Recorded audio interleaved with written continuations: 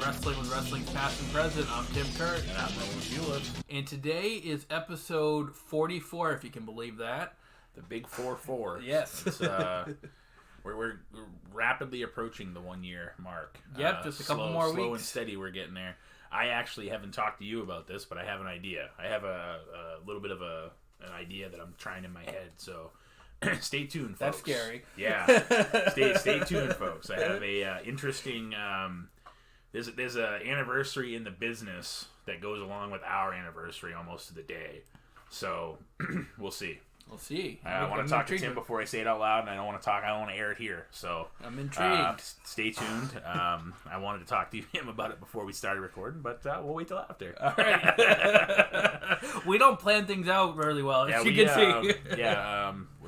We've planned the week before to do a show, and then nobody writes it down. Yep. So one of us will then text the other person and say, "Hey, what are we doing again?" Yep. And there's been times we both are like, "I don't know." we had to go back and look, and we really need to get better at writing things down. Yes, we do. That's the moral of this. But yeah, I got 2 notebooks right over there too. Well, Episode 44, we know that's the case because we had to go back on our account to look. So this is 44, we promise. We started off with some laughs. What the hell? Yeah. May as well start us off, on the right foot. There was a little bit to be desired on some of these matches, so maybe this will bring it up. But, all in all, I think it was a decent show. Decent show, yep. It was No Mercy 2008, so it took place just about 12 years ago. Yeah. Pretty interesting show. This is back when they had the 3 brands. You had Raw, SmackDown, and ECW was in the mix as well. The WWE CW. Yep. So, this was their attempt at trying to make something out of nothing, trying to make a third show, a third brand, and really they didn't have anything good until NXT. Really, this was okay, but you could tell it was watered down, and it was a WWE version of ECW, which a lot of people hated. So yes, and rightfully so. The people, especially the Raucous fans in Philadelphia, aren't gonna like. They're traditionalists. They want the original ECW. And they had some of the guys there, like they had Dreamer there for a little while. Yeah, Sandman was there for a little bit. They had some of the guys, but going into this match, it's Matt Hardy as the champion. Yeah. Matt Hardy's not ECW at all. Or Mark Henry. Yeah. So, it's just, I get where the purists, it was another show to watch, and I get that the purists didn't like it. It did okay for what they were trying to do. It's just, it was kind of a swing and a miss, really. Yeah. Well, we'll get into that, though. We got one dark match to talk about before we get into the actual card. You have the Colognes, Carlito and Primo, getting a win over John Morris and The Miz. Hey, ho, ho. Hey, ho, ho, yeah. So this was exactly like you said, 12 years ago? 12 years ago. They were a team then, and holy cow, they're a team now. They're a team now. And then you have the Los Matadores. Yes. Essentially, Primo and Carlito, half of the Los Matadores, Primo and Epico would be. But, it's just, it's funny to look at some of these names. Primo, he's been rebranded like 12 times. Yep. And Carlito had a lot of heat when he first came in. He was a good heel, with the whole spit in the face and with the apple. He was kind of a cool heel though. People liked him, but and then he actually, it's too bad they couldn't have done more with him. Honestly, he had a good look. I wish I had his hair, but. Yeah, it's too bad, like I said, but Miz and Morrison still going strong today. Yeah, they have that whole storyline with Otis now, which is kind of weird. Yeah, it's taking a turn. They just kind of phase Mandy Rose out. She's on know. Raw now, has nothing to do with it anymore. And I know that the point was they got her put on Raw, but she just doesn't exist. Yeah, she's just gone, and it's now. And I'm waiting for the Tucker turn. Sooner or later, Tucker's got to turn on him, right? You would think. I would think. Yeah. I know this has nothing to do with this show, but sooner or later, you figure Otis has to get. Tucker has to be. He's like the third wheel. Eventually he's going to have to turn on, I would think. Yeah, Heavy Machinery, is just, they don't have any steam going. No, and they put it was a weird decision to put the briefcase on Otis anyways. It was. And I don't know if that was based on the fact they wanted to surprise people, because they did. Nobody thought Otis was going to win that match. Yeah. And again, I know this isn't No Mercy 08, but it is what it is. It's too bad that they have some decent storylines. But for every decent one, they seem to have 3 bad ones. Yeah. So it's not, the Mysterio thing was good, and then you have the daughter, who's supposedly romantically involved with Murphy, who is 12 years older than him. I know. Or her, rather. So, like, I don't... It's turning into, like, Jerry Springer now. and like I said, the whole Dominic thing was awesome. They did well with that. Yeah. And then to try to get more traction with Ray's 19-year-old daughter and Murphy, who's 31. Like, it's just... That's weird. And, everybody had... My wife and I were, 6 years apart. Whatever, that's fine. But, like, it's not very believable when somebody's, and it's already... it's, like, a soap opera type thing anyways. Mm-hmm. But it's just even less believable when it's, like, Murphy's, like, double her age. Yeah. Almost. I mean, not quite, but, I mean, it's a big difference. It's close. Yeah. So we kind of briefly touched on this a little bit. We opened up the show with the singles match for the ECW Championship. Your champion is Matt Hardy, and he's going to get a win here over Mark Henry with Tony Atlas. Yeah, don't forget about Tony Atlas. No. He looked even more lost than he normally does. Tony Atlas, whenever he came back to be a manager, he just always looked like he was spacing out. Like, yeah. He just didn't, he was there for a paycheck, I guess. But, again, I could see Mark Henry being a good ECW guy, honestly. Like, down, like, I could see... But Matt Hardy just doesn't fit the ECW vibe at all, to me. Not really, yeah. I'm not even really a purist. I like their original stuff and some of the stuff they did, but... like we said, it was a swing and a miss. It was an idea. It's funny that they never rebranded WCW in the same... I mean, they talked about it and then it fell through. They tried it with the invasion angle, but Yeah. they didn't have the guys. They didn't have the guys that WCW is kind of known for, the popular guys. Well, and a lot of them, I mean, I know Sting had like 18 months left on his contract. Yeah, a lot of them, they had guaranteed contracts to stay at home. And they didn't, and when WWE bought WCW, they didn't get those contracts. They were through Time Warner and not WCW, so that they were guaranteed. So why wouldn't you go home and take the rest of your, say you were making $3 million for a year or whatever it is, why wouldn't you go home and take that? Yeah. It'd be stupid to try to have them, buy out your contract or try to, default on it or anything, especially unless somebody's going to give you more money than that, which nobody was paying that kind of money for Kevin Nash in, 01. Sorry, it just wasn't going to happen. But, it's... Like I said, I get what they tried to do, and they did have some of the originals. You had Dreamer around, you had the Dudleys. I mean, you had some guys that you could have built around, but they still made it to WWE. Yeah, they made it was more or less like it was all WWE rules. Well, and that's what you hear when people say it. They say it's WWE ECW because that's what it was. It wasn't ECW anymore. It was and they had a they were on Sci-Fi for a little while. They had a network. They had a show, and kudos for trying it, but it didn't work. It really didn't. Kind of fell flat. The actual match itself was, I thought it was, I don't know, left more to be desired for me. But I mean, considering it's Matt Hardy and Mark Henry, who, like, it's already a Styles clash. It's a big Styles clash. It wasn't terrible, but yeah, definitely a weird match to start with. I don't know. Actually, I honestly don't know what match on this show you'd want to start with, to be honest with you. There isn't one here that screams to me that would have started the show good. You know what I mean? There were some good matches, don't get me wrong, but none of them to me are like, hey, they should have started with this one. Yeah, that's kind of true. It's kind of tough to pick one. I mean, if I had to guess, and we'll get to it, maybe the Batista match, because Batista was hot at this time. But that had some stakes to it, too. Well, that's what I mean. You look up and down the card, you don't know who you... Usually we'll say, especially if you listen to our show, you'll say, well, this one could have started, or this one could have... Yeah. But if you look at this card, it's like, I don't know which other match they would have started with. So I guess it was kind of flip of the coin, and the crowd wasn't really into this match at all, really. I mean, they were a little... Matt Hardy's always been over to a certain extent. But, I mean, it wasn't the type of, red-hot start you want to a pay-per-view. And Mark Henry still, at this time, wasn't Mark Henry. He was starting to come into being Mark Henry. The guy that retired and dropped John Cena. The Hall of Pain. Yeah, stuff like that. He wasn't quite there yet, which is why he had Tony Atlas as his manager. They were trying to bring him to more legitimacy. I don't know why Tony Atlas was the guy, but maybe because they were both black. And again, I'm not trying to sound racist or anything. I have no idea what they were trying to do, bringing Tony Atlas, who has almost no personality, in to help Mark Henry, who at that time had like no personality. Yeah, it was just weird. It was like two, I don't know. Two of the same. Yeah, and I guess that they're both big muscle guys, so maybe that was. But I mean, neither one of them had a personality. So neither one of them, no one cared because you couldn't connect with them. And then Mark Henry, like I said, wasn't out of his shell yet. So yeah. The one thing I took note of this match though was I really enjoyed Todd Grisham on commentary here. Yeah, he wasn't bad. He made me kind of... I didn't realize how good of a commentator he was, but yeah, he was pretty good. Filling in for Matt Stryker. Was the king. Yeah. Yeah. This was right after they had that draft, so it was funny to see JR working with Taz. Yeah. Because that didn't last very long after they only called like one match, too. Yeah. There was only like one SmackDown match on the show, right? And this was the only ECW match as well. Yeah. So moving along, we have a singles match for the Women's Championship. You have Beth Phoenix with Santino Marella. Glamorella, yes. Getting a win over Candice Michelle in just under 5 minutes. For what it was, I thought this was a solid match. And we've said this many times when we do shows in this era, women's wrestling was not what it is today. Oh, no. But considering the era this was in, I thought this match was pretty good. I mean, it was kind of a little bit of back and forth. They teased the distraction angle with Santino. Yeah. Because going into it, Beth Phoenix wanted Santino in the back because she gets distracted by him.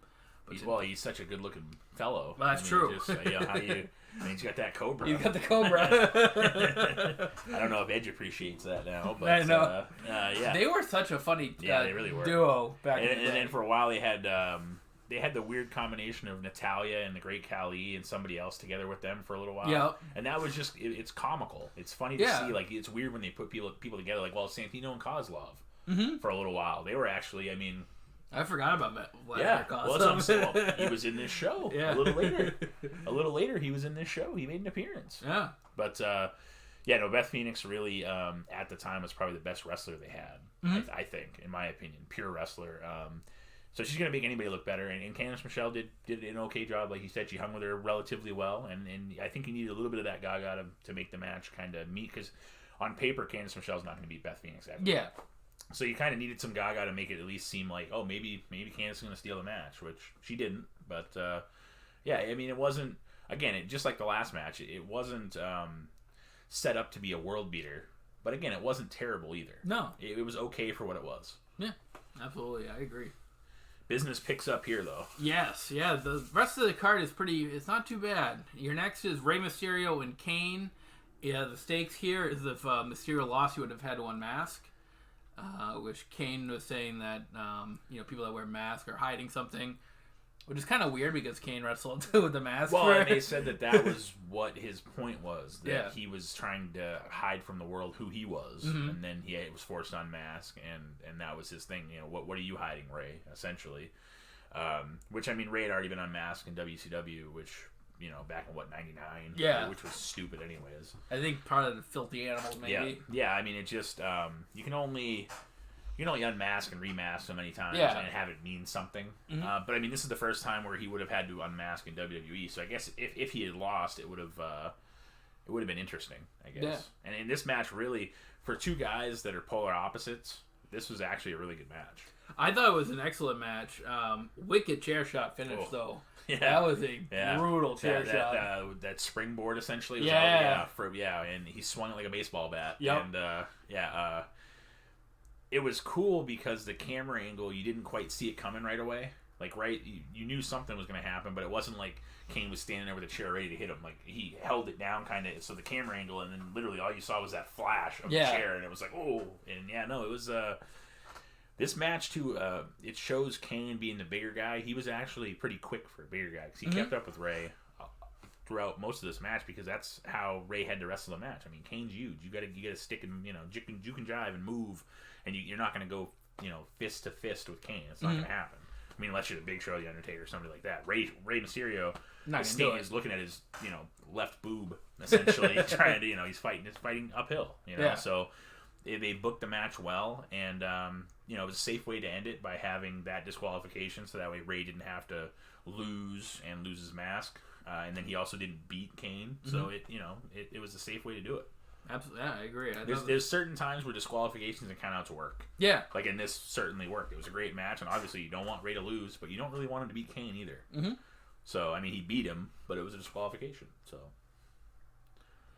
Next up was a singles match to determine the number one contender for the World Heavyweight title. You have Batista getting a win over JBL. This was a glorified squash match. Yeah, it was. That's really what this turned out to be. Only 5 minutes in length. Yeah. Crowd way behind Batista here. Like you said, red hot. They could have started the show with him. If like you said, that might be the only other match they could have started the show because of how over Batista was. Yeah.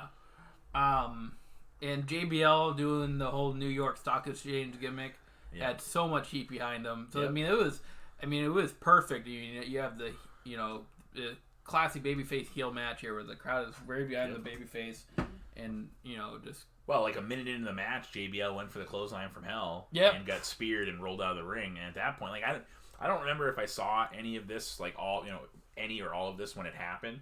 But as soon as he hit him with the spear, I'm like, wow, the match is over already. But he rolled out of the ring. Yeah. And kept going for another, 3.5 minutes after that. But it was all Batista pretty much the whole match. Pretty much, yeah. It was kind of a little weird to set it, but it definitely sets Batista, sets Batista up in a good light.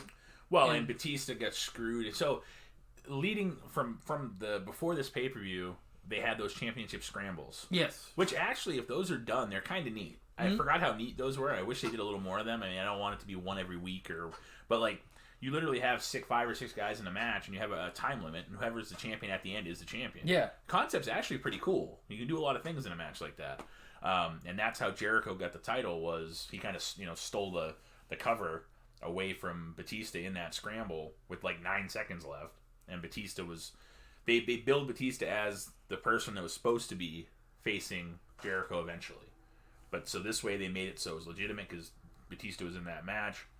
JBL faces him, and then they had no number 1 contender for Jericho. Yeah. Mike Adamle, of all people, was the general manager for Raw at this time.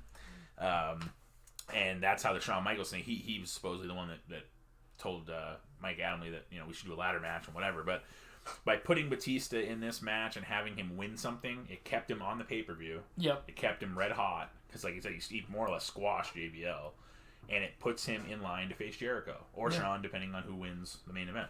Yeah, it kind of accomplishes everything that you're looking for. And like I said, I really did forget how cool those championship scrambles were if they're done right. I mean, the other scramble had like Brian Kendrick in it. I mean, there were some names that you wouldn't have expected to be in these scrambles. Yeah. So I mean, it was kind of neat seeing they give some guys some chances.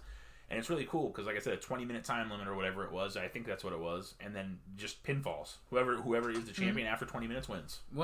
So it was pretty neat. I forgot they did those. And that's kind of the storyline coming out of that. Batista should have been the champion. Jericho kind of stole the belt, essentially, right last minute. And, Batista's red hot coming into this. And he keeps his push going. Keeps the momentum going.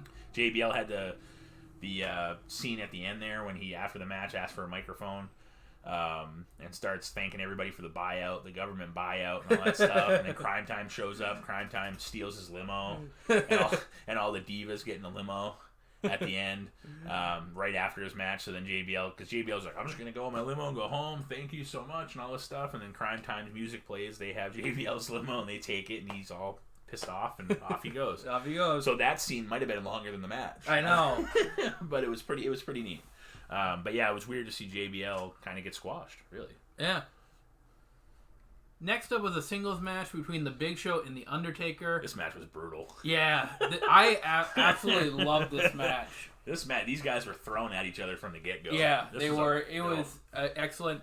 Brutal in a good way, not brutal in a bad way. Like physical. It was a physical match, back and forth. It had a surprise ending because I don't think anybody saw The Big Show winning this one.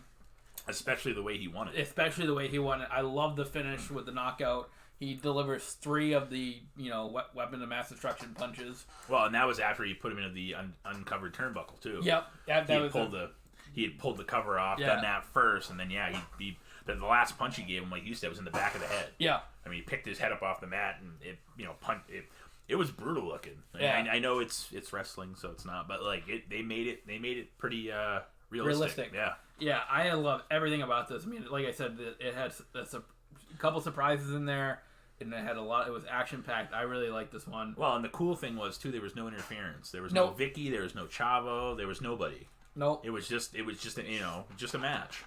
And we also had somewhere in the middle there the whole Randy Orton MVP segment that we kind of missed. Oh yeah. Now that I was just thinking about who else was involved with the Vicky thing. I remember MVP went to see Vicky, but Big Show said Vicky was busy. So MVP actually went out at one point, was complaining that he was their most talented, highest paid wrestler, and he wasn't even on the show. So out comes Orton, and then out comes Legacy with Manu at that time. So it was DiBiase, Rhodes, and Manu. So MVP just kind of leaves after Orton leaves. Orton's like, well, I don't need this, I'm leaving. Well, MVP tried to buddy up with Cody Rhodes and Ted DiBiase and Manu, and they were like, listen, we know, just get out of here. Yeah. But then Kofi Kingston and CM Punk come out, and they say, hey, there's 3 of them, there's 3 of us, let's go get them. They all run down to the ring, and Kofi and CM Punk stop, and MVP slides in the ring, and they all start beating up MVP. So it was kind of a cool moment. Like I said, it just popped into my head, and I remembered it. But yeah, going back to the whole thing, the Big Show, there was no Chavo, there was no Vicky, there was none of that, so that made it good. And like you said, the ending shocked me. I didn't remember it. No, I didn't. And like I said, from the get-go, that match was physical. Yeah. They were slapping each other around pretty good. So it was excellent. Go back and watch that one. I would venture to say from the Rey Mysterio match down. Yeah, I would. Literally, the first 2 matches, they're but from Ray Kane down, yeah, the pay-per-view was great. It literally, the definition in it, it's really, from there, it's only about an hour. Yeah. A little over an hour. Yeah, the matches on this one, I mean, the last 2 were, decent length, but they're not, the rest of the matches aren't overly long. So next up, we have a singles match for the WWE Championship. Triple H is the champion here with the spinner belt. Which looked awkward. It was so weird having Triple H holding that belt. Yeah, I know. That should have been just for John Cena. Well, then Edge had his version for a while. Yeah. And then if you watched any of the stuff they have on the network, Edge actually had his own design that he wanted. And they didn't. They're like, nope, we're just going to put an R on the spinner. Okay. So Triple H is going to get a win over Jeff Hardy in about 17 minutes here. Again, this is another excellent match. A lot of false finishes. I mean, they teased the Jeff Hardy winning. Jeff Hardy hits the Swanton Bomb at one point. This finish was kind of cool, too. It was, yeah. He hits the Swanton Bomb, goes through the cover. Triple H kind of reverses the pin. Into almost like a crucifix. Yeah, like a crucifix. Rollover, yeah. And, crucifix rollover and gets the 1, 2, 3. Yeah. It's a way, it made Jeff Hardy look good. It's a way to keep the belt on Triple H. Well, and it kind of made... They both were faces going into this, so it kind of made Triple H look like a chicken shit heel almost. The way he had to win to keep the belt. So it's almost, like a pull in the tights kind of move. I mean, it wasn't, but it's still... It made people believe that Hardy was this close to beating Triple H. Yeah. And I mean, even going into it, Triple H was teasing that, he was pulling for Jeff. They had that poll throughout the night, the text poll. And even Triple H during the backstage promo was on his phone going, I'm rooting for you, Jeff. I just voted. I'm rooting for you. So he was kind of teasing him a little bit, but, saying that he was a fan of him. And like I said, it was two faces. It wasn't, there was no heel in this match. No. So, this match was a great match. And like I said, I didn't expect to finish the way it was. Usually it's, pedigree 1, 2, 3 right in the middle if you're Triple H. And, no, it was a cool finish. It was a really cool finish. Yep. Next up is a ladder match for the World Heavyweight Championship. You have Chris Jericho as the champion going to retain against Shawn Michaels in just over 22 minutes. This was an excellent match, an excellent main event. I know you're a big Shawn Michaels mark. This match was awesome. Yep. I really loved the finish. I mean, you had a little bit of interference by Lance Cade coming in, but I really loved the finish where the belt is unstrapped and they're both kind of pulling on each side, tug of war with it. Yeah, I thought that was really creative, something that you haven't really seen before in a ladder match. There's so much physicality and and it's actually a lot of pure wrestling too. Yeah, in this as well. I thought this was an excellent main event match. Well, and Jericho ended up bloody. He lost a tooth at one point in the match. It was you don't think of Jericho, Shawn Michaels. In my head, I think of the WrestleMania match first for whatever reason. But going back and watching this match, I think this might have been a better match. Yeah. But in my head, I always think of their WrestleMania showdown where Jericho kicks him in the nuts afterwards. Shawn wins, he kicks him, and then I always think of that. That's just me. This is right after, too, just to get some context, where Chris Jericho injures Shawn Michaels' eye. Yeah. To his wife. Can't even say it. Jeritron 5000. Yeah. It comes after where Chris Jericho accidentally punched Shawn's wife, Rebecca. Yep.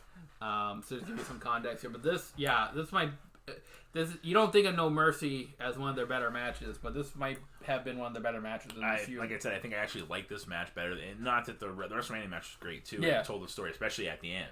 But yeah, I forgot how good this match was. Yeah, I'm glad we went back and watched it, and I think just because those last 5 matches on the show, I think this is like a solid 7.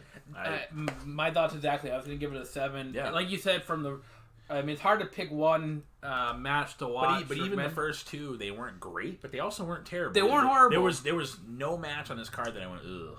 There was no filler either. Yeah, no. I mean, and what was filler was good. Obviously the women's match was kind of filler to get you, going from the championship match to the Rey Mysterio match. So it was sort of filler, but it didn't feel like it. What I also liked about it too is every match, except except the Big Show Undertaker match, had some stakes to it. There was either a title on the line. Well, I mean, even that match had stakes to it because the Undertaker had. I mean, it wasn't stakes, but it was revenge because the Undertaker had tubes from Vicky, and so everything had a story. It had a storyline to it. Yeah, like you said, it was either a title match or the Rey Mysterio. Right. He had to wear a mask or number 1 contendership online. Yeah, so there was no just random grunt. No random matches. Every match had a story and a place. I agree. I thought it was a solid 7 for a show. I mean, I pretty underrated for a show. I don't think you think of No Mercy is not one of their bigger pay-per-views. No, and it's always one that comes off of like SummerSlam, their heavy Survivor Series. They just kind of it's in between. It's a filler pay-per-view, really technically. And I think that the most important thing you have to take away from this is that, like you said, there was no real filler, and there was no match that we went, "Oh, this is bad." Yeah. So for it being not a big 4, it wasn't Rumble, Mania, Survivor Series, SummerSlam. It wasn't one of them. But it really was a solid show. It might have been one of the better shows they had that year. Yeah.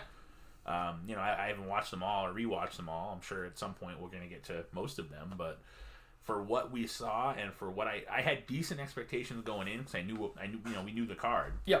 But it definitely delivered. It did not underdeliver at all. No, absolutely.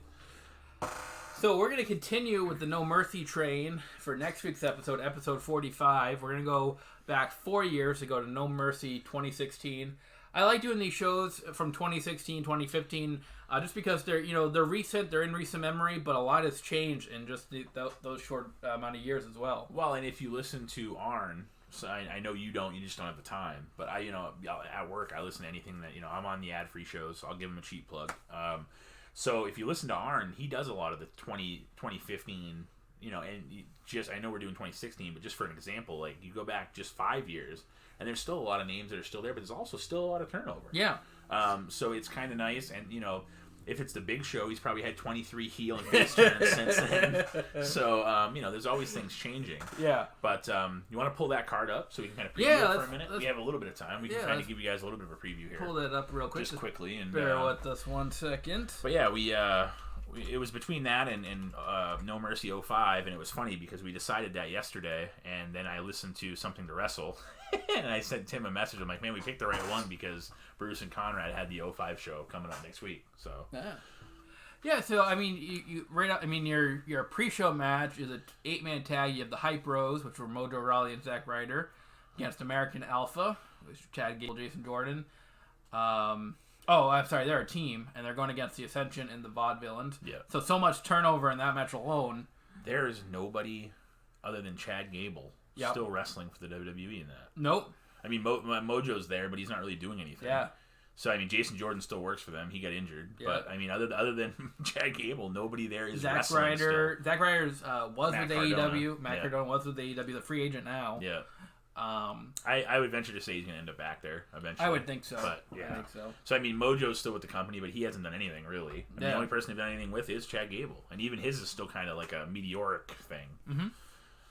But we kick off the show. I mean, you have a triple threat match. Look at the names here. You have AJ Styles, Dean Ambrose, and John Cena. Again, a lot of turnover between Dean Ambrose, John Moxley. Yeah. John Cena's not there full-time anymore. And AJ's still running the place. Yep. You have Nikki Bella and Carmella. Again, Carmella just with the big heel turn on SmackDown. Just recently came back. She'd been out for, I don't even remember how long. It's been a while since we'd seen Carmella. Nikki Bella pretty much retired now at this point. Yep.